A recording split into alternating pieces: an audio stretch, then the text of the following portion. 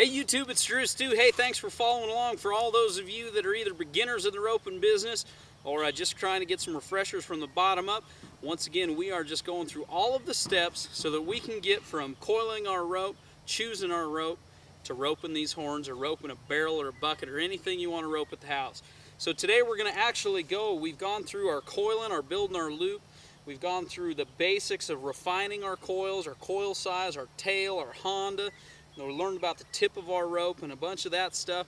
Today we're going to put it all together with our swing, and we're going to get our rope on the horns. First thing we're going to do, pitch our rope out there every single time.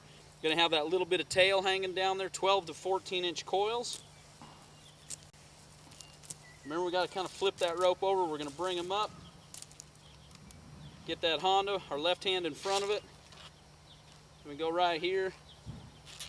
Go around twice, and that's how many times. That's going to give you your 4 strands in your hand.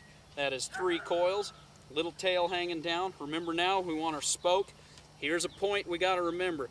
This rope right here, we don't want it going on the right side of that knot. We want it to be on the left side of that knot right there, okay? It'll come down, and then it gets into our hand. Remember, our spoke is going to be just as long as our arm, and this stuff between our hands right here, I don't want it any wider. If you're pulling on it right here, I don't want it a whole lot wider than your shoulders, just a little bit, okay? If you roll those forward, those coils, and I'd give you this much, this is way too much. So an easy way to change that is just take those coils and just roll them all backwards. It gives you a little bit longer tail, if that's okay. Get that tail down there. I want my hands right there, okay? One thing we need to talk about before we go to roping is this stuff in our hand right here. This rope comes out of the Honda, laying on the left side of the eye. We pull down to our spoke, but then it is going to be on top, okay? It, meaning this strand right here that goes down and through the eye, is on top of this part that is loop, okay? This part is down there in our fingers holding onto it all.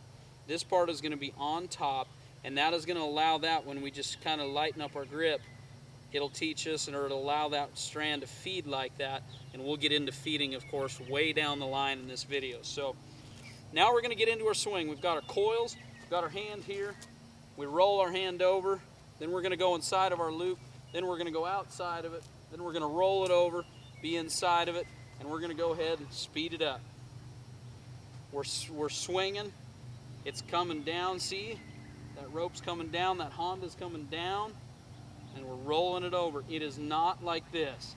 See, in this view, that Honda never comes down, because right there, what I'm doing, watch my hand, the wrong way is to lead with my pinky like that. Right there in that view, that pinky's first.